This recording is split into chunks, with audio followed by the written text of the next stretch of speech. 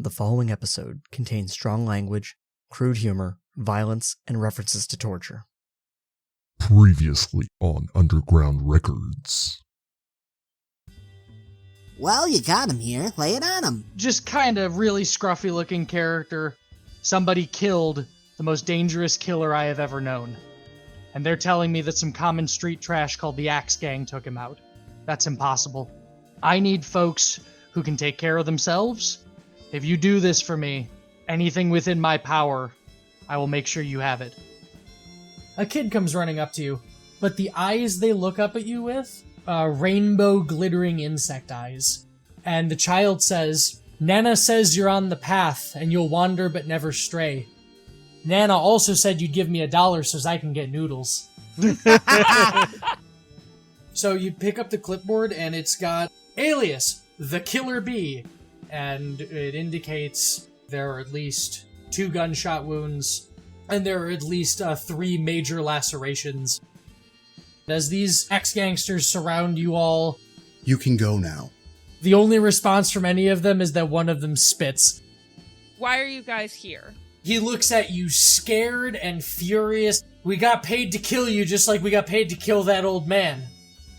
Okada is a mega conglomerate. They're like Toyota Heavy Industries combined with Shinra.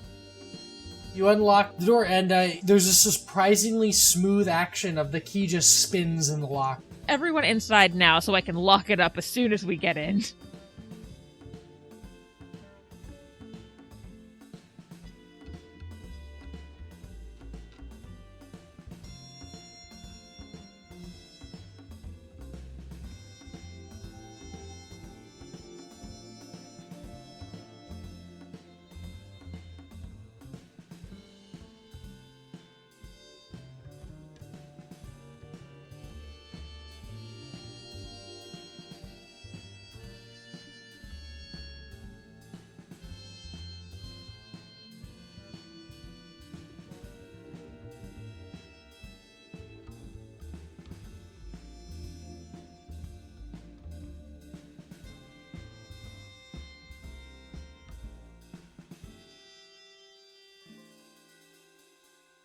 And then I make sure I take the key out. I'm double short. I don't want any more surprises.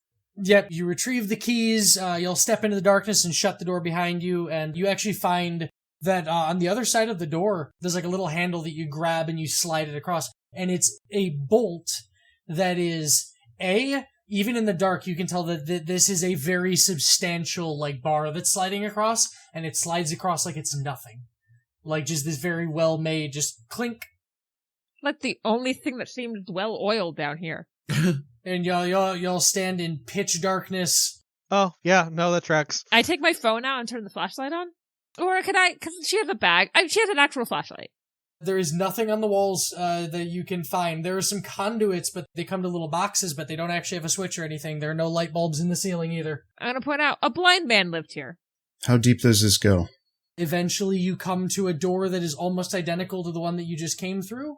You pop the second key in the lock. Same difference. It slides open, very smooth and nice. And there is actually a glow from the chamber beyond. And what you step into, the bee's nest, it was at one point a cistern, where an old sewer or some waterworks connected from 3 different directions. Mm-hmm. And as you step through this door, you're basically stepping into this huge round room. And there's 3 tunnels projecting off to the northwest and south. Not necessarily huge. So imagine ceiling on this place, probably about 30 feet up, comes to a dome.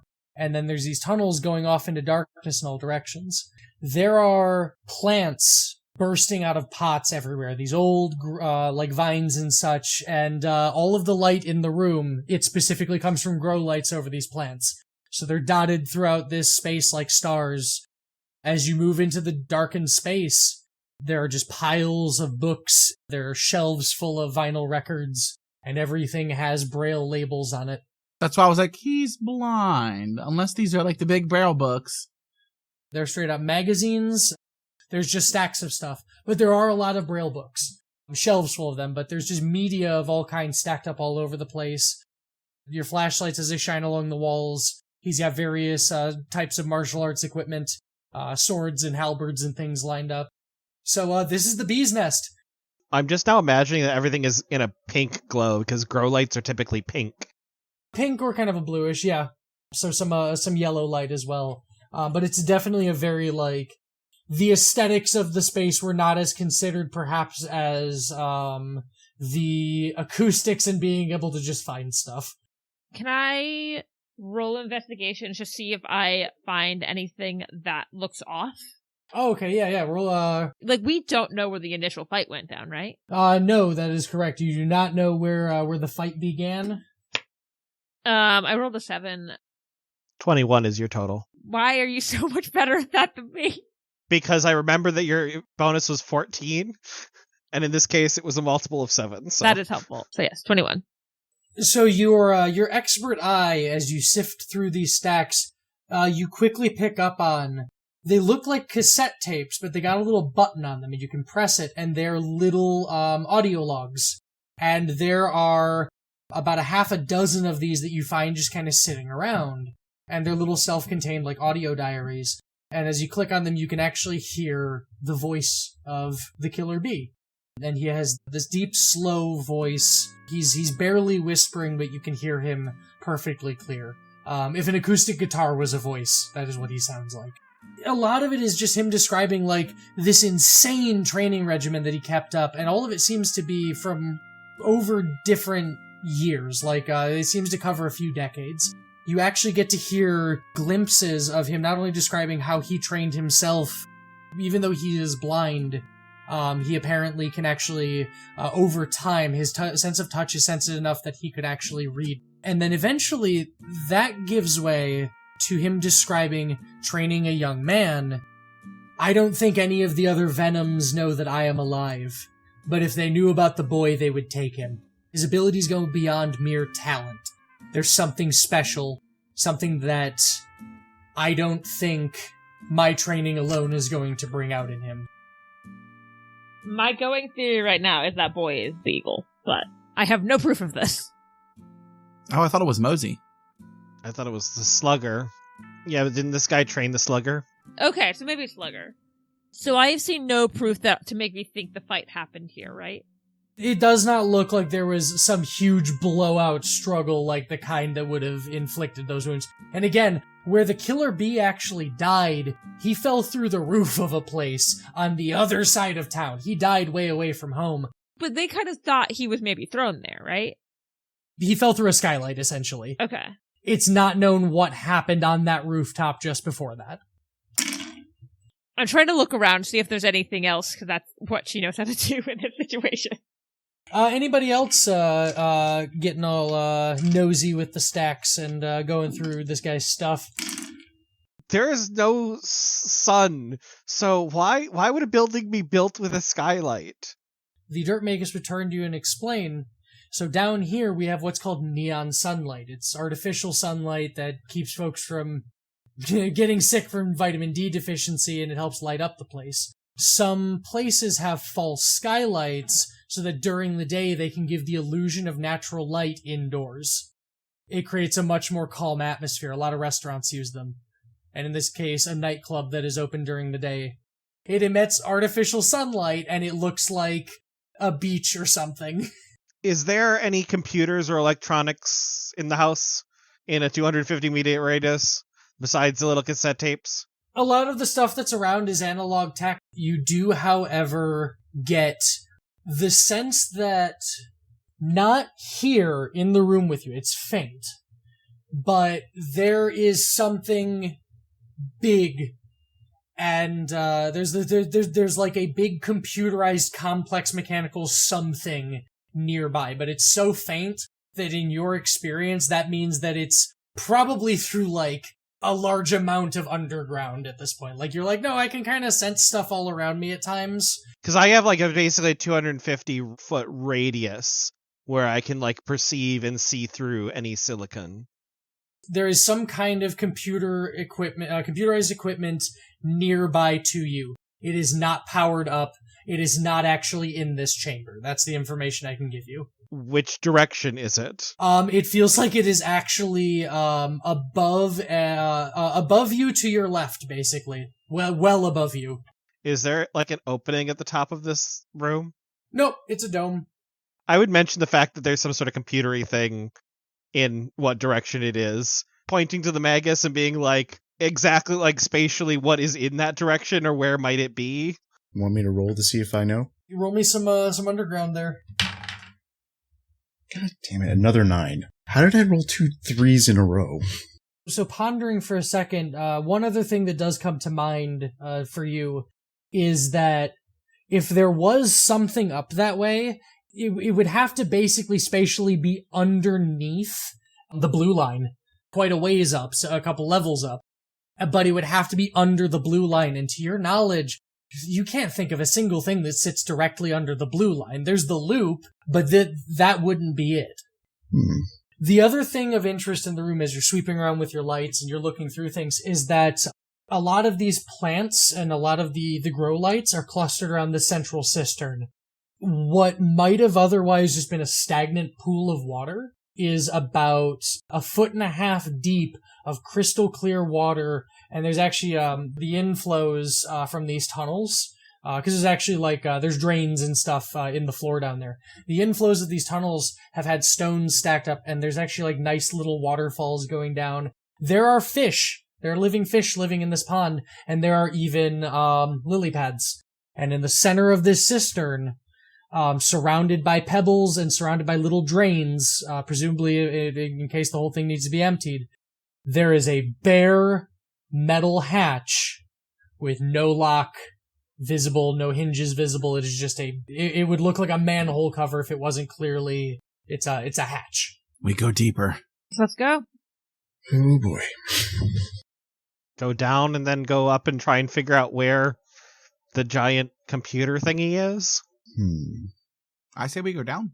It doesn't appear to be a lock or any handle, so how y'all opening that? There is a seam, correct? There is a seam. Okay, I'm going to pour sand through the seam and basically pop it open from the bottom. Effectively put a hand underneath it and lift it up. Oh, you essentially slide your hands underneath? Yeah, basically my hand goes liquidly and then I just pull it up. Your hand shatters. Oh.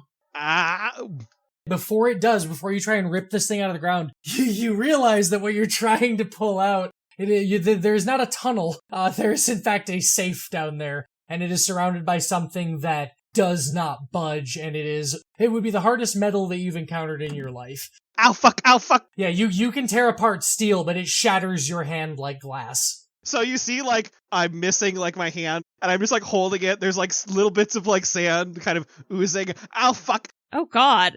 The dirt Magus starts chanting and then touches you. Okay, that doesn't hurt, so give me a second now. You just see me start pulling sand from effectively everywhere. It starts, growing my hand back, including the sleeve of my trench coat as well. What the fuck? There's some kind of really, really tough, dense, embedded safe in the bottom of this cistern, and it does not want to move. Do I see anything that looks like it would be a code to put it into a safe? There does not appear to be any kind of a keypad around you. It is a plain, shiny, square metal door surrounded by a metal frame, and it very clearly is meant to open somehow. Also, Dirt Magus, what did you do to me, by the way? I cast a spell, and everybody saw a green glow emit from my hand and the wound. I was too busy looking at the weird disembodied hand that was happening. I don't even know if it's worth trying to get into this thing. Of course it is. If he's protecting it like this, there's got to be something good down there. Is there any glass or sand objects inside the safe? No, you cannot you do not sense anything like that inside of the safe. Can I use an investigation check just on this door to see if I can find a hidden panel or anything like that? Give me an investigation check. 31. You actually, so you actually have to get down in the water and so there's water in your boots. You get down there and the metal surface, it's like nothing you've ever felt. The texture of it is like soft glass, but it is very clearly so little give that you almost feel like if you pressed your fingers against it too hard, you'd break them. It's whatever the hell this is, it is solid, and it's not like any metal you've ever encountered before in your life. And there's no kind of panel. Like, how do you open this? And it shattered the hand of something that was insubstantial. Did we take that cane sword thing, or did we leave that there? We left it there. So I was gonna say maybe we could like go poop and use that to pop it open, because he would always have that with him. I don't even see something that looks like it would be like you put a key in here, you put something in here. No, doing like escape room logic. As far as you putting your hands on it in this instance, Yeah. it's you go over it thoroughly, and you are able to determine it's like, no, shit, there's nothing. Like, I can't even... Silas was able to get in there and get under and around it. Just putting hands on it, there doesn't seem to be any hidden button catch. What if it's opened by some semblance of sound?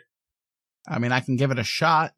Just like a bunch of different modulations of like any kind of like sonicness coming out of my mouth hole. Because, I mean, if it's by sound, it might be a tap in some sort of pattern, or potentially even the sound of his voice. I am going to go upstairs and grab the voice recordings and come back, and I play one of them. There is actually an audible, like a beep beep of denial that you actually hear come from the hatch. It's a password, I think. And I just say, hello. To also do a beep beep for my voice? It does not do a beep beep for your voice. I hope it doesn't only open for his voice, because, like... Call up Mosey. I call Mosey. So you phone up Mose, what do you ask him? Hey, we're in the bee's nest. Only had to shoot a couple of Axe Gang to get in here. We found a safe. We think it opens by sound, but we have no idea besides that. He initially sounds concerned. The Axe Gang was still scoping out the bee's place? They said they were hired to kill us, so I guess they know we're looking into this. Huh. Really? They mentioned they work for someone called the Eagle, and I give the information that all I know about the Eagle. No Eagle on my radar. I don't even know a guy named Eagle, but the bee did take out a lot of the Axe Gang. I mean, he took out plenty. The fact that they're even still willing to go after you, even with the bee dead, that's some fucking pull. Somebody somewhere is scared, and somebody above them is powerful. But you said you were messing with the safe in the cistern? Yeah. That's the slugger's bag. He's the only other person I know that could open that. The bee gave him something, but I couldn't tell you what's in there. That's not something I'm privy to. Think we should just leave it be for right now? Have you been fucking with it? I didn't. It's got some bite. Please don't keep fucking with that. Please, I'm begging you. Roger that. Kid, don't touch it again. I wasn't planning on it when it bit my arm off. All I did was play a voice recording of Killer Bee for it. Yeah, no. Don't try to open that. That space you're in was a very personal home to a very dangerous man for more than 30 years. That's fair. Let's leave this thing alone and walk back upstairs. Let's take inventory for just one moment. Killer Bee had training, and it pushed him beyond human limits. Let me try something. I walk away back upstairs away from... I'm like, you could do what you want. I'm leaving this area while you're doing it.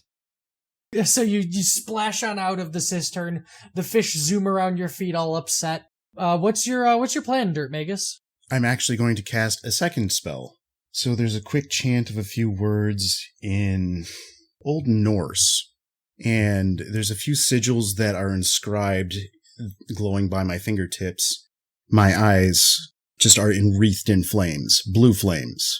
And now I can see arcane trails and auras. And I'm going to start looking around the room to see if maybe there's anything.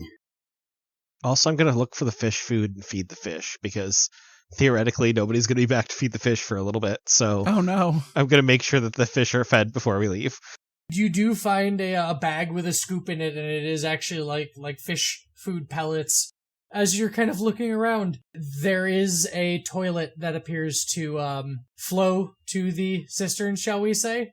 So no, your senses actually do not pick anything up. I had to see if maybe the thing that it is would, but no, it wouldn't qualify as magic, so nothing arcane.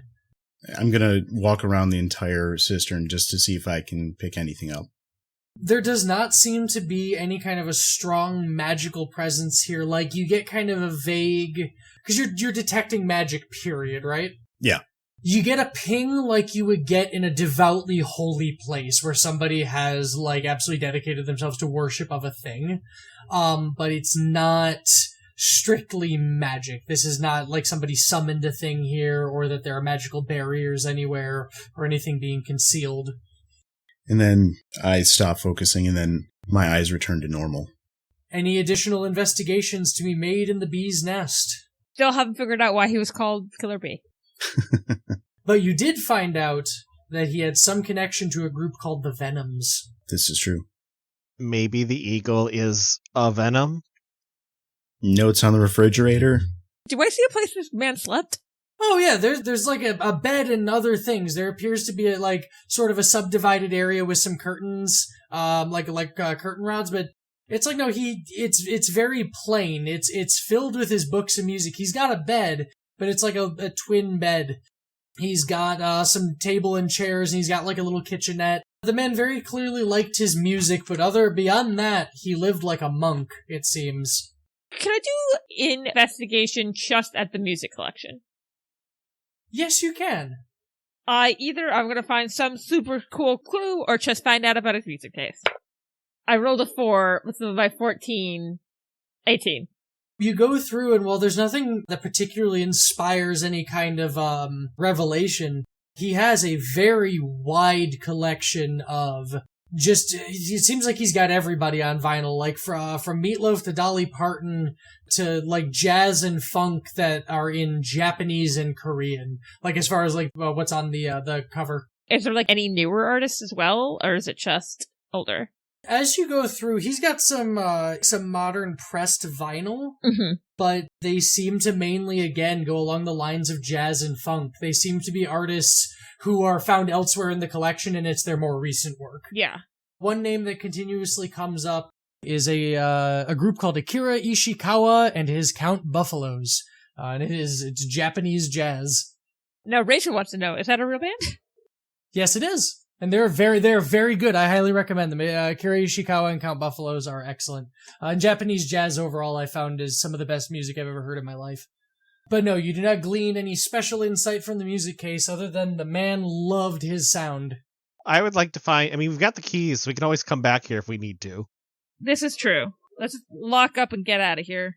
You leave the bee's nest, you step out into the gloom of the Red Line, make your way to somewhere that you can find rest on the loop. While you're kind of just regrouping and gathering your thoughts, going over the information between you, now feels like a good time to give you all a hero point. You all have earned it. Ooh. Nearby, a very short man with a very big coat comes kind of hunching up to you, and he says, "You want to buy a watch?" And he opens his coat, and there are just not even all nice ones. Like, there is definitely like a plastic, like an old, like cartoon character. I was about to say, what has Mickey Mouse on it? Yeah, I was gonna say, like, if y'all remember, I wish I'd kept this over the years because I would just wear it, but I had, as a kid, a purple Rugrats watch that had Reptar on the face. Hell yeah. And, like, he's got one of those hanging in there. It's not just like, do you want to buy a Rolex? Like, he's got just watches. One is just a sundial on a strap that you wear on your wrist. I just go, no. I don't know if we have the time to peruse your wares. Ah, come on, he hunches away.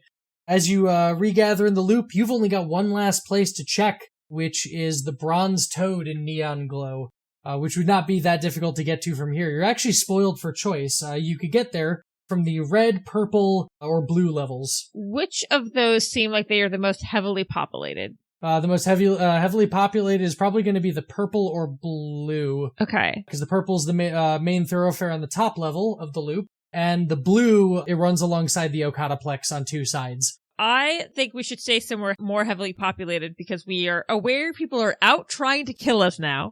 You'd probably pick the blue then. I would argue the blue as well, so that way I can theoretically maybe figure out where this giant lump of computer is. I like this idea. Because y'all are doing so well on this investigation, I'm going to give you each 1 hero point per place you've investigated, in addition to the 1 that I awarded earlier, because I just think that's a little more fair. What happens when one of the world's most flexible superhero RPGs meets one of the most powerful virtual tabletops ever created? Welcome to the official Mutants Mastermind system module for Foundry VTT. Build heroes faster than ever by using drag and drop powers, advantages, skills, and more. Create arrays and variables in seconds, save them for later, and let automatic cost calculations and rule validation handle the math while you focus on bringing your hero to life. Mutants and Masterminds offers incredible depth, but sometimes that depth can slow things down. Enhanced combat automation keeps the action moving by handling rolls, hero point rerolls, and area effect attacks effortlessly. Less bookkeeping, more heroics. Bring official Mutants and Masterminds content directly into your games with fully integrated adventures and PCs, maps, and hyperlinked reference materials. Everything you need is just a click away. Created by passionate fans of both Mutants and Masterminds and Foundry VTT, Immersive Realms is proud to partner with Green Ronin Publishing to bring one of tabletop gaming's greatest superhero experiences to the digital age. Mutants and Masterminds on Foundry VTT. Your story, your heroes, unlimited possibilities. Click on the link below to go to the backer kit. Hey out there, Game Master RC from the main show. We are back with Underground Records. Also, we recently celebrated my birthday with a stream. I was joined by Dan, Rachel, Brandon, as well as Joe from the Untold Stories project. We had a group of characters go back to 1860s San Francisco. I don't want to spoil a ton, but it was a lot of fun, and I'm already thinking of ideas to return to these characters. Also, our Ko-Fi members-only stream from September is now live to the public on YouTube. It was a special one-on-one game with me and Brandon as he took on the role of Midnight Neon, a Brock Balea variant from the multiverse who is cursed with fourth wall knowledge. We have a few more private members-only streams coming up at the end of this month and at the beginning of next month, so if you want to see that live as it airs, go on over to our Ko-fi and become a member. That's ko-fi.com/mayhemcast. But for now, let's get back to the game. You've been kicking ass and taking names and getting your hands shattered, I feel like. You've been committing some deeds. So we all have 4 total then, right? Yes. Well, you continue in down the blue line into the depths of the underground. The blue line seems to run a little deeper down, and it has all kinds of traffic. You see the industrial folks carrying stuff back and forth. There are carts running through. And because it is an old subway tunnel, so there are raised areas up above. There are walkways that people travel on. And then there are stairs that go down, and there are folks will merge into the main tunnel. But there are station type of areas where there are markets set up, or there are openings, tunnels off to the side going to warehouses or even residential spaces. But the blue line is packed. It is absolutely packed. But eventually you merge into the main part of Neon Glow rather quickly. It's not a long trip. Did I ever figure out where the computer chunk was as we were going along the blue line?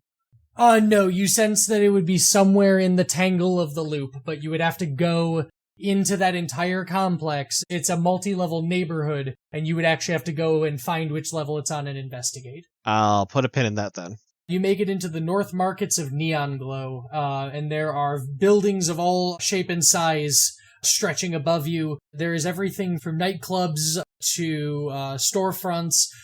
There's even like a kind of a street fair going on outside of one place. Like they seem to be folks partying and dancing, and there's just people everywhere. You wouldn't believe the amount of noise and people and the echo that is the sound thundering back at you from above.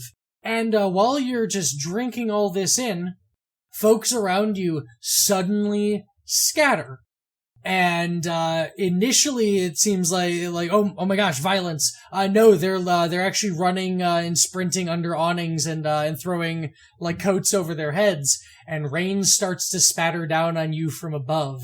From the Okada building? Oh no, well from above. The Okada building is just at the middle of all this. There's a lot more ceiling than just that.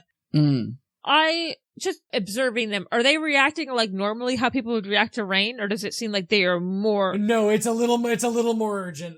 I'd say we should maybe get out of this rain because, like, I'm gonna create a platter of sand above our heads and just like keep it hovering there, so we can just kind of keep leisurely walking while the rain kind of basically making a sand umbrella. It's not anything to like damage you. You don't need to make a fortitude or anything. But anywhere that there are these little spatters of rain, anywhere they soak through to your skin feels irritated. It is not good. It's like an itchiness, almost like you had benzene or alcohol dripped on you. The musicians and the street festival that's over there, they all duck inside of, they all stuff things inside of a bar. It gets a lot more frantic. Like, some folks get caught out in it. They're like, oh, shit. Everybody pushes inside and gets under an awning. And it starts to really pick up, and over the North Markets, for a couple minutes, this steaming, smelly rain just pisses down on everything. Oh. And eventually it subsides, and folks start peeking back out. And you see folks actually wiping, like how the Magus was doing earlier. They're actually applying things like scented chapstick or whatever, or deodorant under their noses, and just kind of picking up where they left off. Fascinating society they've got here. And this is actually where the killer bee died. This is the scene of the crime, as it were. Mose actually is gonna, he sent you a text a little while ago, you notice at one point, just kind of as you're waiting for the rain to subside. The North Markets are maybe not where the killer bee was actually attacked? Because some of the bodies of the Axe Gang were found in a loop near his home. Sending just some text over time. And he says... But most of them were scattered around the North Markets. And that's where we are right now, right? Yeah, that's where you are. So it's... Actually, I'm gonna retcon something here real quick. Mose actually calls you and he says, hey... As far as the pattern of where the bodies were picked up, he was attacked in a loop initially, but most of the fights went through the North Market. Most of the bodies were scattered in the streets. Since I'm walking through the North Market right now, can I roll investigation check to see if I can see any evidence of the fight? Yeah, do that for me, please. Okay. Rolled an 11, so 25. You see the, here and there what looks like, the results of, fresh wreckage. There's what is very clearly an operating convenience store that has a plastic sheet duct taped over the, where the window used to be. Then the rain is even starting to stir some of it up because, you actually see some of the blood rehydrating and kind of washing away. Okay, I go up to the convenience store. There's a cluster of, old cans hung from a string above the door that clanks as you open up. There's actually a guy still sweeping broken glass off the floor. Another guy behind him is mopping up a very large puddle of blood. I'm gonna help them with the glass and just, sweep it all up into a ball for them. The guy drops the broom and backs up, and then they're like, whoa, what the fuck? No, I think he's just trying to be helpful, right? Yeah, I can do this a lot faster and easier. And I, neatly, pull it all into a single ball and just, set it in the trash can. Just pop it in your mouth like a jawbreaker. This has got blood on it. No, you're right. It is in character. I'm just gonna pull it into all, and then I'm gonna bite into it like an apple. The guy who is holding the broom, actually retches and sprints away to the back of the store. The guy with the mop is just saying, they're like, who the hell are you people? What the hell do you want? What are you doing? What? I'm sorry. I just wanted to ask if you had any information about the fight I assume happened here. He was just trying to be helpful, and he's got some interesting powers. The guy nods, he says, okay. Yeah! One of those crazy guys that wanders around in the back alleys, the arteries with machetes and such. Yeah, one of them just came flying through the front window last night, missing a leg. And he bled to death on the floor. That's all I can really tell you. We just got back here a little while ago to start really cleaning up. My brother's back there right now, probably vomiting. He's been in a delicate state. It was rough for him. I'm sorry, I didn't mean to eat your window. And then I take the rest of the thing and I put the glass back into the window. Is there some blood in it? There's just a bite chunk taken out of the corner. I would pull in some more sand, so maybe one corner is a little bit off-colored glass. The owner is still clutching the mop, standing in blood in his rubber boots, watches the window reform and says, thank you. Stop doing things in my store, please. Sorry, mister. We are just trying to figure out about that fight. I promise. He shakes his head and he says, I only caught a glimpse of the guy that cut that other guy up, and it was something else. He was fighting 7-on-1 and they couldn't touch him. What did he look like? Tall black guy. Had some kind of knife or sword. Yeah, in my head I was just like, yep, that was who I thought it was. Yeah, crazy fight. Just trying to figure out what went down. I'm gonna ask y'all to leave now. I take it another 50 and I went, sorry for bothering you. Thank you for your time. And he takes it and starts kind of backing away. We need to leave now. Yeah. We weirded out someone in the underground. Yep. You leave the store, and Miss Stanwyck, you might want to stop flashing around so much cash. Noted. there are some folks who are kind of like gathering around on along the streets and kind of like they're definitely eyeballing some folks who are. You've been made. You're not necessarily targeted, but you've been made. Is what your street senses would be feeding to you. I do that thing where I, with my jacket more, it's just to make sure they can see my gun. We're definitely weirding them out more than my normal appearance does. Let's just keep heading towards the club. You head further into the North Markets, and eventually you arrive at the address that was given. It's simply described as the big black building before brick mansions, is exactly what Mose wrote down for you. And it's pretty evident what that is. So the brick mansions are just a big cluster of apartment buildings in the back northeastern corner of Neon Glow. And just before that, there is in fact a large industrial building that appears to, on the outside, it has a huge, there's a statue actually like sitting on a chunk of concrete, and it's a big bronze toad. But the front doors appear to be shut and locked. There's lights on inside, but there is nobody at the front door to greet you. I look at Dirt Magus, because he's the one who knows about the underground. I go, is there like a code to get in? Take your password? Can I roll streetwise for this? Yeah, you can roll streetwise. 13. It's a nightclub. It's got hours, is what it's got. Oh. Sometime logic do be winning. Well, I guess we could try knocking first, see if... There we go. Bong, bong, bong, bong, bong. And there's no answer. There is movement inside. There's a shadow that casts at the top of the stairs, but they don't seem to move towards the door. We see you. We could go in the way that the killer bee went in. I mean, we wouldn't have to fall so far. I can get down there easily, and I can make a ladder or something for you guys if you want. Is there a keypad on the door? Is the door electronically locked? I will point out it's a glass door. I'm trying not to, do property damage. I'm seeing if there's an electronic lock. Oh, no, it's an analog lock. You can sense security cameras. I'm assuming that this building is not bigger than 250 feet in one direction.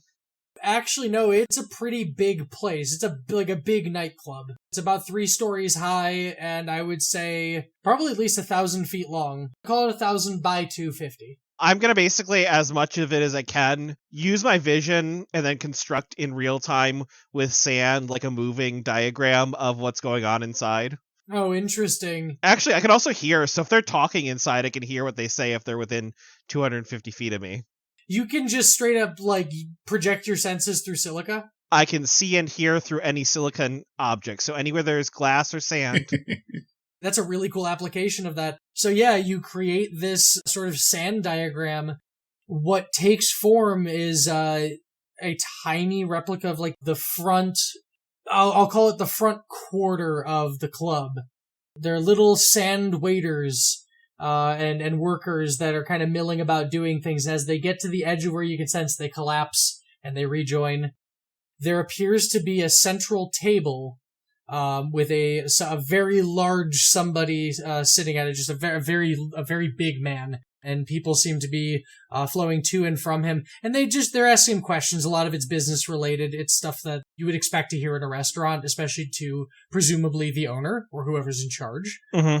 But there are 2 people now standing at the top of those stairs. You can even, if you wanted to, you could even make little projections of yourselves outside of the door. But there's the columns and the walkways and the tables and everything. The 2 people, interestingly enough, that are standing at the top of the stairs are not speaking to each other. They're using some kind of complex sign language that you don't recognize. I'm gonna blow up an image of them, make sand puppets of them, doing the hand signals, and see if any of the other 3 can understand what's going on. I'm going to assume my character doesn't speak sign language. Yeah, no. So, do we actually want to enter, or do we want to resolve this from out here? Could we try to go to that roof and at least look in the way? You could try and make your way up to the roof. Right now my thought is maybe still try, but at least see if I could look in and see anything more. What do you mean by resolve it out from out here? You want to go in and talk to the big man, yes? Probably makes the most sense. Oh, I just want to see if I could get any more information that they maybe would hide from us if they knew we were here.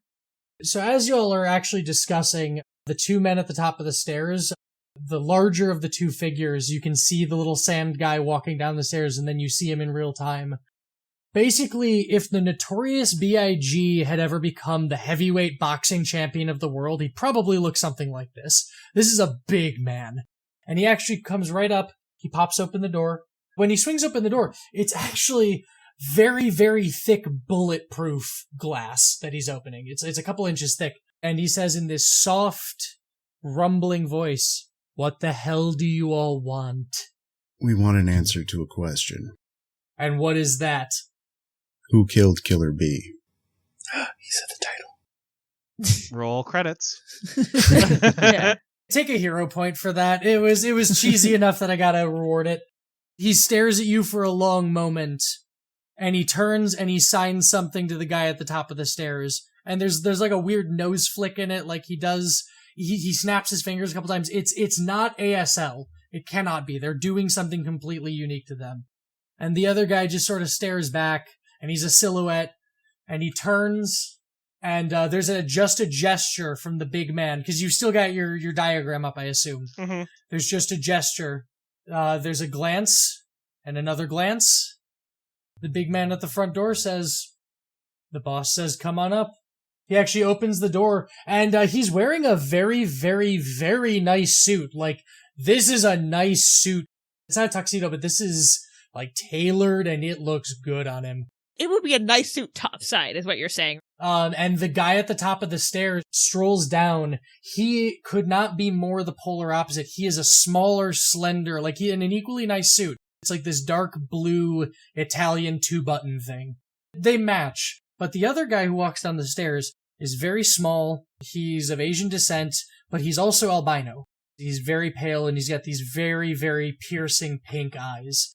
He also, despite the fact that he is very pretty, somebody took a knife to this man at one point. He has a Glasgow smile and a cut across his forehead as if somebody tried to scalp him at some point. He is just not exactly staring daggers in a hostile way, but those eyes sweep over all of you and do not blink. And they just kind of flank the stairs. The big guy, he gestures, and as he gestures up the stairs, his coat pulls back to reveal that he has a short samurai sword tucked into a sash around his waist. Oh. Like, as they come in, an alarm of my phone goes off. Mm-hmm. Before we get started, can I have a glass of water? He gestures, he says, "There's a bar along either wall, but if you go to the boss's table, you can order from there. It's on the house, but don't keep the big man waiting." And I grab, like, literally a glass of water, and I take the pills that I need to live. Oh, okay. I forgot about the whole pill thing. But I've also I've never told you guys what it is, so you guys probably think I'm taking illegal drugs. Folks can have medication. What I think is funny is everyone probably thinks she's like, "Oh yeah, hard PI, drinks whiskey all the time." She's like, "Can't have whiskey, would kill." You got your water and you pop your pills, and you go up into this club, and far removed from the very jury-rigged, very make-it-work with whatever you can type of feel to the underground. This place is nice. This was built with money. This is more like the big casinos that you saw when you got your view of the strip when you were in the Green Line. Yeah. This is more on a scale with those types of buildings you've seen. This is a nice nightclub. Is the skylight still broken or, like, boarded up? It's a little more complicated than that. So there is a hole in the ceiling. It's got, like, a plastic sheet that is taped up there, and that appears to have some water pooling in it. And there's actually, you can kind of make out there's a guy up there with like a stick or something kind of poking it to get the terrible rain to pour out into a bucket. He's up on kind of like a scaffolding type of situation, like he's reaching out with this stick. But that's directly above the dance floor. What you can see is below that hole is where this nice, it's one of those light up dance floors, like the light up squares, where there's just a section of those that is caved in, and nearby on like a workman's trolley, there is what almost looks like a plasma screen TV that is completely smashed, and it's got all these wires sticking out of the back. And that is the perfect size and shape to fit in the hole in the ceiling. I wanted to know because there's things I may do with that information later, but I wanted to see what exactly the damage was done. Mm-hmm. Yeah, this would be one of the false skylights that was mentioned earlier. And actually, you can look up into the ceiling, and despite the fact that it is a dark, hazy, rainy day outside, it looks like there is a bright, sunny, overcast day coming from above you. Like, this place is naturally lit as if you were topside. So it's a very different feel from the outside that you just stepped in from. You're sort of indicated towards a central table. There is a big curved booth that has been pulled up to this one table, and there's a couple of little side nooks. One has a huge teapot on it with like a heater underneath it, and the others have stacks of ledgers. There is a man who could reasonably be compared in terms of like build and appearance to the biggest sumo wrestler you've ever seen. He is just a mountain of a man. He's made even bigger looking by the fact that his, again, very, very well made emerald green suit has these huge fugly ass shoulder pads in them. They're just massive. It's like, oh god, dude. Like who made that for you? Who took your money and made that for you? But it's very clearly like it's still a suit that is like silk. And he has very nice rings on, and he actually indicates to the table, and chairs are brought up as you're walking up.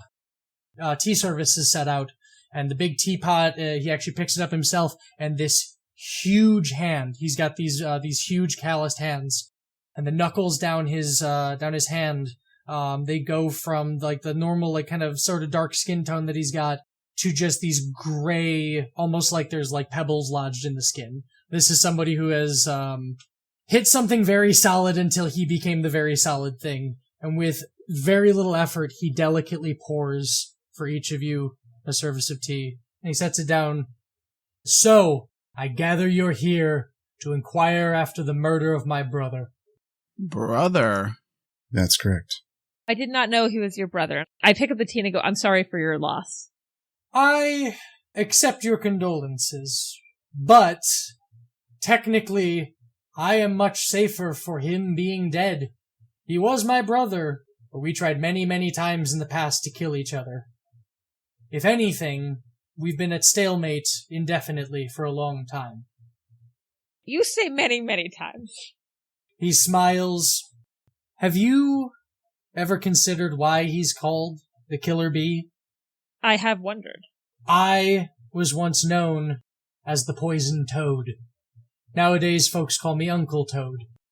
Once upon a time, very, very long ago, and he slaps his big belly, he says, and many, many pounds ago, we were part of an elite order of assassins. They were known as the Venoms.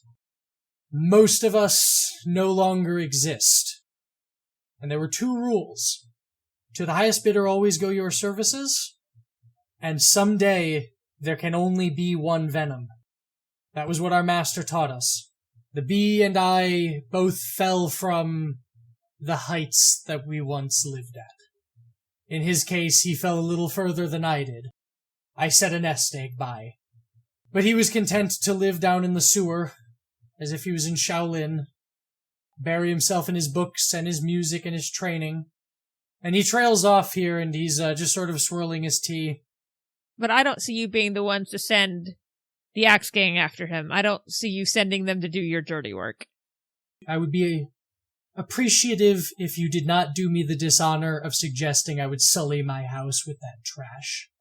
The use of them is what makes me know you had nothing to do with it. And he nods. The two men who came to the door are actually standing in the shadows nearby, just kind of opposite sort of pillars in the background. He nods to them. Oh, quite the contrary.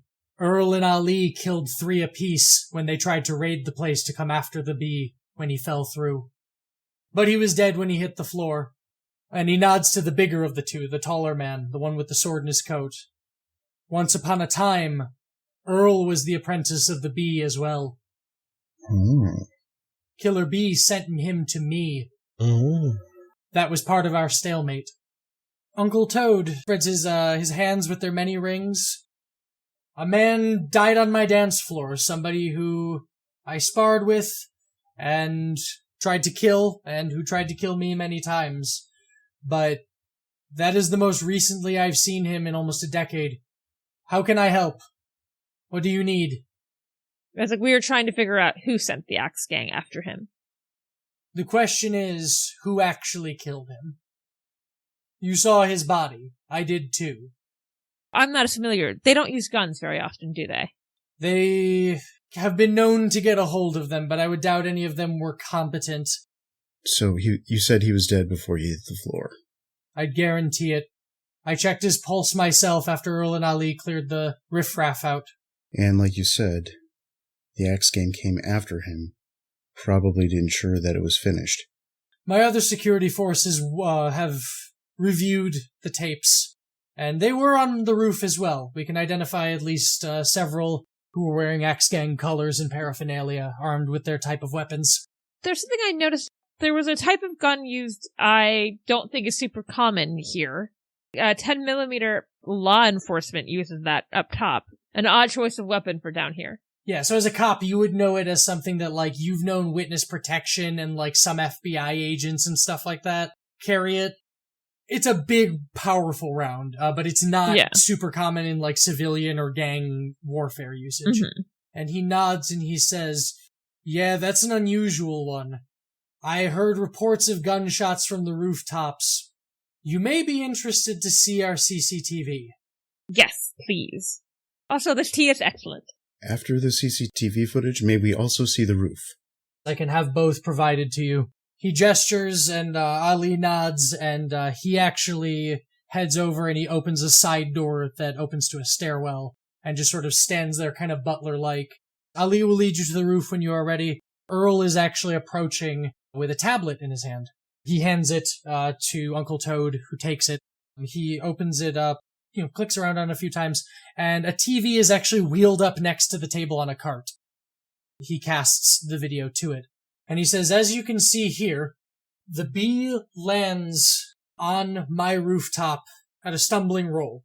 There are cameras outside to detect him, and there's two different cameras that he's showing sort of side by side. One actually shows the killer bee limping but moving still very quickly, like he's lurching along, and he has basically the sheath of the cane in one hand, and he's got this sword in the other hand, and you can see it flashing in the light as guys sort of just rush at him, swinging machetes, axes, pickaxes, broken bottles, throwing things, carving his way through them, and he's very clearly heading towards the camera that's on the front of this box. He gets all the way up to it. He sprints away from the doors because there's all kinds of people outside and they're panicking. And he sprints up a side alley. They lose sight of him. And then the next video plays right next to it. From somewhere slightly above the roof, the bee drops and he hits this rooftop and he rolls. There are already Axe Gang members crawling over the top of the roof up after him. He is panting and he raises his sword. And as he rushes in and he cuts one of them down, there is a bang, and he spins around. You can actually see, in black and white, some blood arcing away from the left side of his chest. Shot in the ribs, and he spins. And one of the Axe Gang runs up to him and tries to swing on him, and he, even shot, he stabs right over his shoulder and gets the guy right in the eye. Damn. And he stumbles. The other two Axe Gang are kind of edging towards him when there's an inaudible shout. Their heads turn. And one of them is close enough that the bee lashes out with his full long arm and with the full length of the sword and just nicks his throat. And the guy falls off the roof with his throat cut. The last of the Axe Gang tries to run, and there's a bang. There's a gunshot out of the shadows. You can see the muzzle flash, and briefly you can see a man illuminated. After the Axe Gang member is shot, the bee tries to move, and he makes a sprint as if towards one of the skylights, And as he sprints, there's another gunshot, and he lurches. There is what almost looks like a small explosion near his chest. It is a very grievous wound. And he flies the last few feet, hits this, like a sensor array up top, hits that skylight, and the whole thing just rips clean out of the ceiling, and he goes down, and the bright lights of the club actually pulse from up front. And then Uncle Toad swipes the first video away and shows another one, and it's of the dance floor as this man's body comes down with this, the false skylight and slams straight into the middle of the floor. It somehow doesn't hit anybody. The middle of the dance floor is relatively empty, but immediately people are scattering and screaming. There's another video of the CCTV again of the front of the club of people running away, screaming. Some of the Axe Gang actually try and rush into the club. And this is where you see Earl at the front door draw that sword and cut two of them down, and then pick one up by the throat and just slam his head up into the top of the door jamb. And then he drops him and the guy stops moving. The others who apparently burst in through a side door, you can actually see Ali, he flicks a sigh out of each sleeve. And he, in very rapid succession, moving almost like a boxer, punches with them, takes these Axe Gang down. And it is just chaos, and the videos stop, and Uncle Toad says, "I think you've probably seen enough." There was no blood relation between myself and that man. And we were raised and trained to destroy each other. This intel drop is brought to you by the Masks of Mayhem Ko-fi page. You're listening to Underground Radio Revolution, and I'm the Moses of the Underground, baby. Folks, we've got more Sunnyside tourists coming underground every day, and I'm sick and tired of these assholes not knowing nothing about nothing, so here's a little history lesson for you. You all know it, you travel it every day, but how much do you really know about Subway City? Well, it started life as a subway and utilities complex, but the corpos decided they'd rather build up instead of down, so they abandoned all of that shit. All for us undesirables to eventually move in. Today, Subway City serves as the major arteries of the underground, both economically and geographically, connecting everything together. Not to be mistaken with the actual arteries of the underground, that's its own thing. So Subway City's broken up into a bunch of different colored lines. You'll know exactly what line you're on because the graffiti, the lights, even the decor is either that color or it complements that color. We take that shit really seriously around here. The purple line, that sits right above Neonclo, that is the bona fide nexus of the underground, but each line kinda has its own thing going on, right? So the red line, that's where you wanna go for sex. The blue line, that's weapons and armor. The purple line, we talked about that a second ago, it's one big ass open air bartering market. Green line's for drugs, orange line's for food, pink line's a bunch of artists and musicians. Black line, wetworks and criminals, and a yellow line, that's industrial techie bullshit. Now, usually the layers of communal art and fashion on each line kinda reflect what's going on there, and each line have their own gang, enforcing both style and the general order of things, so Sunnysiders, do some fucking research before you wander around willy-nilly. In short, Subway City connects the underground not just to itself, but it's also the major connection to Sunnyside Highwind, so you're getting all manner of shady dealings cut into this layer of shit cake that is the underground. Folks, keep your wits about you, or you're gonna get shot in the chest 7 times. This intel drop was brought to you by the Masks of Mayhem Ko-fi page. If you want to support the show, you can give a one-time donation or become a monthly member to get access to amazing perks like members-only streams. Head over to ko-fi.com/mayhemcast. I also very much regret the loss of perhaps the finest warrior I have ever known. So please, if you can find whoever killed him, I too would very much be interested in seeing justice done. Especially justice done by my standards. Is that death? Or you could bring him here. I'm sure that there's another who would very much like to meet that person, but you don't necessarily have to turn him over to the slugger.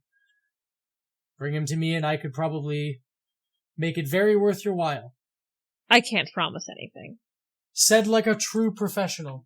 He gives a snap of his fingers and a waiter steps up and opens a little mahogany humidor. Just its fanciness with this guy. And he takes out a cigar and he lights this thing up, and immediately the air around him is filled with the smell of cloves. This is a huge clove cigar. There was a moment when the gunshot went off. It seemed like the shooter was illuminated. Would you mind backing up to that moment? And the order is followed, and it's rewound, it's freeze-framed on that moment. And actually, they managed to pull up side by side the illumination from both gunshots. And both times, aiming in different directions, you see a man in what appears to be tactical gear and a sort of vaguely avian mask. It looks like a black mask, like a bulletproof mask, if you've ever seen one of those. Riot cops wear these. Imagine like if you had a hockey mask without the holes, and it's black. And it has just sort of in the illumination, it looks bird-like. Just the way the shadows are cast on this. It's vaguely avian. And he's got a big-ass revolver in his hand.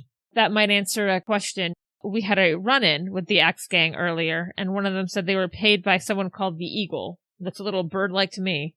I'm guessing you haven't heard anything about this man? I have a suspicion about the man. But the man that I knew, who went by the name of Eagle, he's much older. That's not him. Taller, too. More well-built. It's not the same man. Can't be. Could they be related or know each other? Possibly. The order I was a part of, it changes its name and its customs and its location once a generation. Keeps it from being sussed out. The customs part sounds annoying. He shrugs, he says, we all live by ritual one way or another. You said your brother trained Earl. Is he the only one he trained recently? Well, no, Earl was not recent. He trained at the same time as the Slugger. They were apprenticed together. In your brother's home, when we saw something about someone he trained who he was worried that needed, like, extra training, do you think that was Earl or the Slugger or somebody else? He tilts his head. He says, I don't know much about what the bee taught to his apprentices. Earl was sworn to a vow of secrecy, in fact. And I have sworn him a vow of secrecy to not reveal to the bee what it was learned from me. My master had a theory that if any one person were to receive the full training of his venom style, they would be an unstoppable warrior, at least with a sword in their hand. As we can see, nobody's quite unstoppable when artillery gets involved. Kind of why it's my weapon of choice. I'm getting old. The hips aren't what they used to be. He pulls back his jacket to reveal that there is, in fact, there's a gold-plated pistol type of thing in there. I can get you print-offs of the images that are captured there. As for the Slugger, we've met on one occasion. We're not fond of each other. If you still wish to view the roof, Ali will lead you up there when you're ready. Thank you for all your help, mister. Did you want some help cleaning up your dance floor? He shakes his head. He said, no, I've got people for that. Okay. We don't need to weird him out. Listen, I learned. I asked first. Good job. So Ali leads you up a stairwell up to the roof, and it's definitely a weird transition going from the faux natural sunlight to fluorescent light, and then back into the chaos and cacophony that is the outside world. This huge echoing chamber above you filled with all this light and noise and smell. And on the roof, there's still that stench of the bad rain.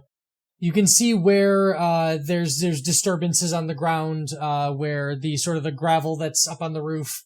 You can see where those are disturbed, where folks fell. You can see the plastic sheet, and there's still that janitor down there tapping the water out of it. I'm just gonna lightly, pop the water out so he doesn't have to keep doing that. There's a hole in the roof. There was very clearly a struggle here. Going back a little bit, in the CCTV footage, did we actually see any of the large gash wounds happen from a possible katana?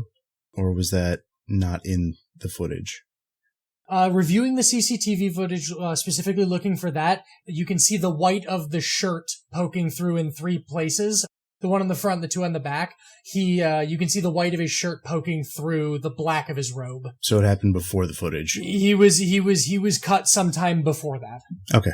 Gonna roll investigation. I wanted to help. 17. 30.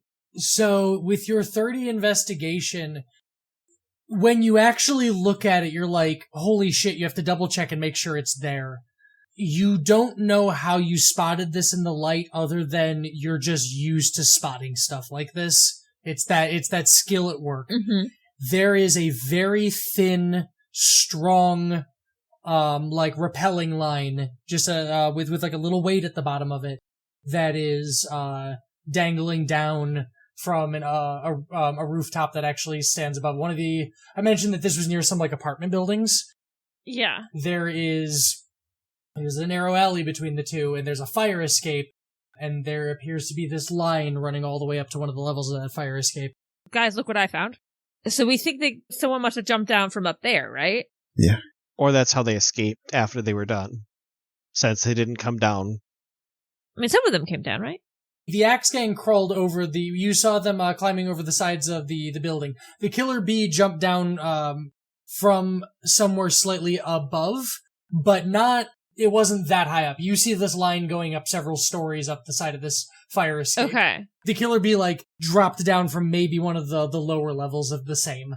So I can see where this is coming from then. Yeah, you can at least by pulling on this line, you can get an indication when it shimmers in the light that it goes up to one of these upper levels, like the 6th level up, call it. How far is it from where I am to where that is? You are 3 stories up, so it's 3 stories above you. I'm going up there. I haven't told anyone that I have this ability in this group, so I just jump. That was new. All of her superpowers, they kind of hurt her a little bit. That's why she doesn't use them that often. You land on this fire escape, and this line, it's secured by a very well done knot. It's just something that was very quick but is very, very strong. As you get up there is suddenly a flicker of red light, and I need you. I knew this was probably a bad decision, but I wanted to see what would happen. There's an initial shot that shatters an apartment window right next to your head. There is a laser sight on your chest. Make me a dodge, please. I'm going to use a hero point to reroll. Good choice. I rolled a 5, by the way. Okay, I rolled a 5 again, but the way hero points are used when you reroll, that will be a 15. So, plus my dodge is 10, 25. You dodge the next bullet, but you actually feel it nick your left ear. Ugh. Y'all would hear these gunshots, but they're from a distance away. So it's not coming from the apartment that I'm in front of? Somebody out on a rooftop somewhere out there in neon glow just fired 2 rounds at your head. The laser sight has actually disappeared, which may not be a good thing. Can I make a perception check to see if I can find where the gunshot came from? Sure. I would also like to be able to use interpose if Rachel gets shot at again. Oh, right, you have that. Yes. Perception of 19 total. Perception total 19 came from the south. And from the direction of where the shot rang out, I am able to fly. So I want to take off as quick as I can on a flight towards where the shot just came from. As you're getting ready to take off, it's very fortunate that you take to the air because the laser sight briefly appears right between your eyes. Yeah. It's a good thing I'm quick and pretty. From where Timbre takes off, there is the crack of a gunshot and it punches in, and Ali is he just lets out a loud scream. He's and he's slapping the door. So he can make noise, but he doesn't use words, and he's just pointing down the stairwell. As he's screaming, those of you who are nearby catch a glimpse. The man has no tongue. Oh. Can I open the window? The window is blown open. Do you want to just duck in there? Oh yeah, I dive into the apartment. It is a dirty, abandoned apartment full of garbage and just stuff. Can I do a quick check to make sure this is not part of their lair? With your gun and your flashlight, you just kind of clear the corners. This hasn't been anybody's lair in a while, except for maybe some rats. The rats might be trying to kill me in gross ways. They're not actively trying to murder me. But there's, aside from rats and roaches, there's nothing else living in this apartment. So, Bastion, you've got Interpose ready to go on Stanwyck, still, or are you switching over? Basically, the next person who it looks like is going to get shot, I'm going to jump in front of the bullet. Yeah. Basically, now that the first shots have been gone off, particularly the Dirt Magus, but basically all these squishy people, I'm planning on jumping in front of any laser light that goes on anybody else. So, Timbre, you find a nearby rooftop where you sort of catch a glimpse of someone sprinting away. By the time you get to that area and you look down the alleys and such, there's nobody really visible. But there are shell casings on this roof that you land on. They are big 30-06 rifle casings. The scene appears to be clear for now, but there's somebody out there with a rifle who wants you dead. And in the middle of all this, while you're in that dirty, horrible apartment, Samantha, your phone starts ringing. Can I see who's calling? It's Mose. Hi. People are shooting at us now. Oh, okay, right, like right now? Do you need backup, like right now? I don't know. Alright, where are you? I'm in an abandoned apartment near the Bronze Toad. Get inside the club, however you can. Get inside the club. That's your safe place. Go to your safe place now. Get inside the club, go to your safe place. Okay, give me a second. I leap down. What's the kind of effect that goes through your body when you use your abilities? I'm straining my muscles in ways that does not quite make sense, and it should not be able to happen. Pushing them well beyond their normal limit. Yeah.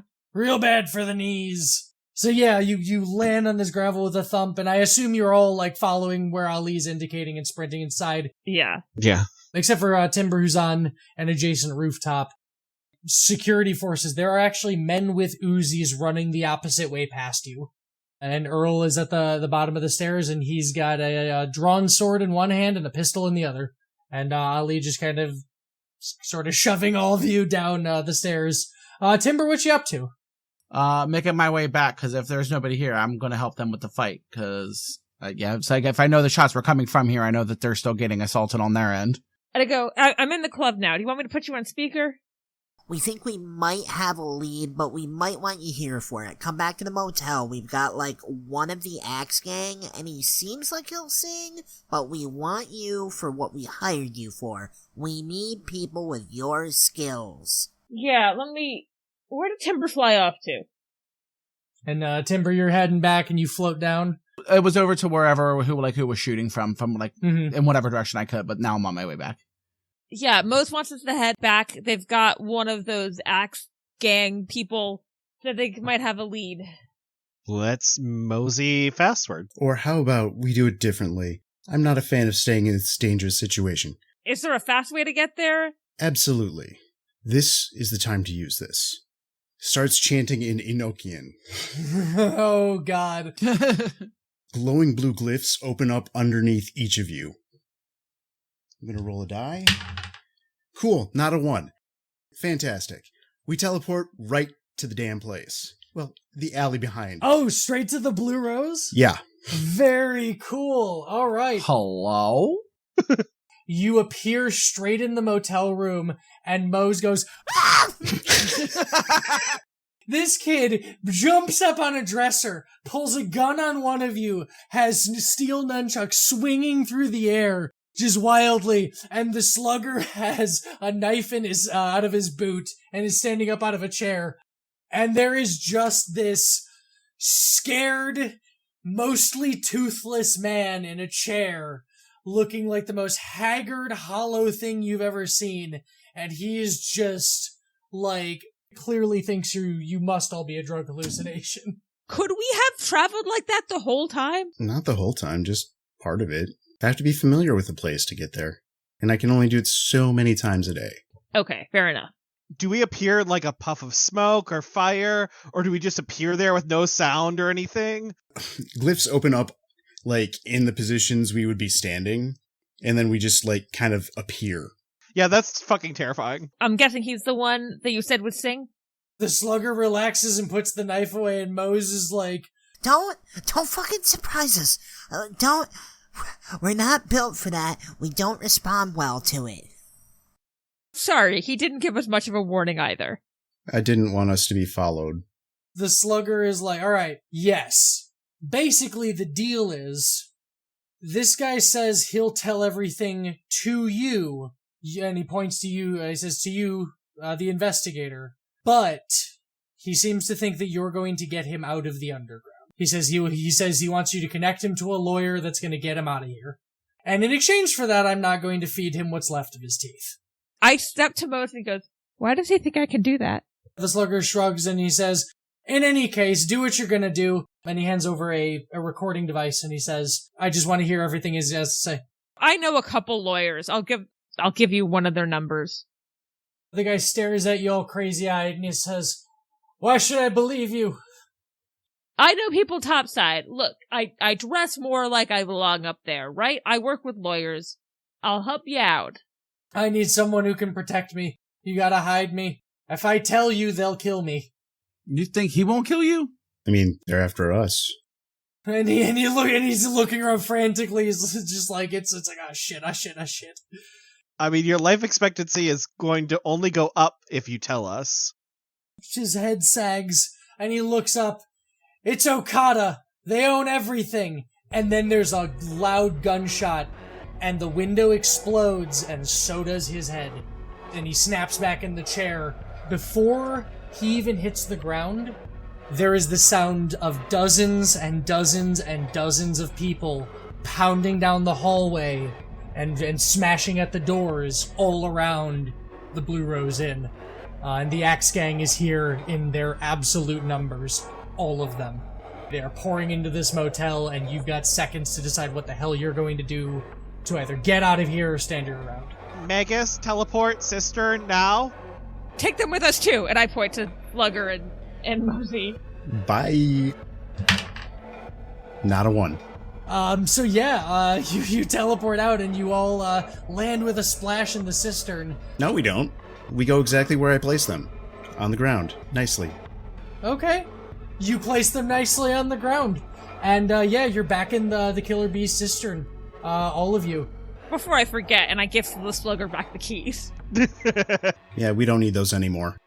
There is one last thing that all of you are able to glimpse just before the Axe Gang start pouring through, is the door of the motel room you were in smashed open, and 4 men step through, all in varying degrees of tactical gear, but they are heavily armed, and one among them is the guy you saw in that camera, and he is he's got the big magnum tucked in a holster under his arm. He has an MP5 submachine gun in one hand, and in the other he has a very plain black-bladed wakizashi, the middle range of the 3 types of samurai sword. Like, you guys glimpse these guys coming through the door at you as you teleport out of there. The Slugger and Mose, they don't like what just happened. Like, they're both clearly a little bit shaken, and then there's Mose is sitting down on the ground, and the Slugger actually walks over to the fish pond and throws up in it. So nice, too. And he comes right up to you, and he says, "You, Kevin, don't ever do that to me again without my consent." You're welcome. That was not cool. I could have taken him. We saw some CCTV footage of that fight. They seem brutal. At least now we can try and come up with a plan. I've got a plan. What's your plan, Mr. Magus?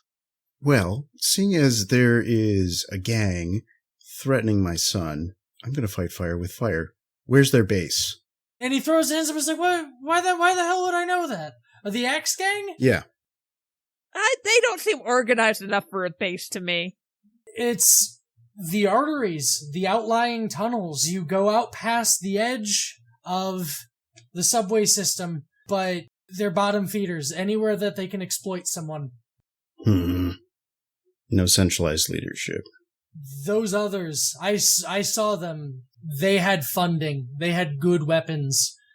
Those weren't regular Okada forces, because I've cracked the skulls of a lot of those, and they weren't topside police either. So you're saying just me and a pile of grenades is a bad idea? I don't know if it's going to necessarily be enough against those 4. The Slugger, he pulls up his goggles, and he pinches his nose, and he says, "Look, you do whatever you're going to do. stay alive. I am going to do what I can to help us take whatever that was down. I don't know what they're capable of, but they killed the man who taught me, and that would be no easy feat. Who's the Underside's Okada president? I think we need to go pay them a visit. And he shakes his head and he says, we don't have the kind of numbers or forces right now that it would take to mount an assault on Okada. You're talking about one of the wealthiest entities on the planet. We do not have that kind of power. Not yet. Mose and the Slugger are kind of just taking their rest, and eventually they're both up, and they head towards the door, and he points to Stanwyck and he says, hang on to those keys I gave you. We'll use this as a base of operations. Okay. I've got my own plans, but when you're ready, take the North Tunnel. There's a passage to the Purple Line. From there you can get almost anywhere in the city. These folks are going to be hunting you. I'm going to have Mose send you some information about possible routes where you can dodge the main streets, hopefully avoid them. But at some point, we're going to be running from them for the rest of our lives unless we take the fight to them. Oh yeah, I figured that fight was happening today. I just wanted it to be fair. I don't want it to be fair. I want it to be unfair in our advantage. Underground Records 2, Axes of Evil. Underground Records is a production of Masks and Mayhem and uses the game Mutants and Masterminds 3rd Edition by our friends at Green Ronin Publishing. Check the link in the show notes to get your own copy of the game. You can also help support us by making a one-time donation or becoming a monthly member through our Ko-fi page. That's ko-fi.com/mayhemcast. The episode was game mastered by Jordan and was produced by myself, R.C. Byler. The voice of Mosey was provided by Brandon Brownson. Our logo art is by Jenn Evans and our font is by Micah Eisen. The Underground Records theme was developed by Vladimir Barry, with production assistance and additional music done by our own Pope Brandon Brownson. Additional social media links, blog posts, and episodes can be found on our website at masksandmayhem.com.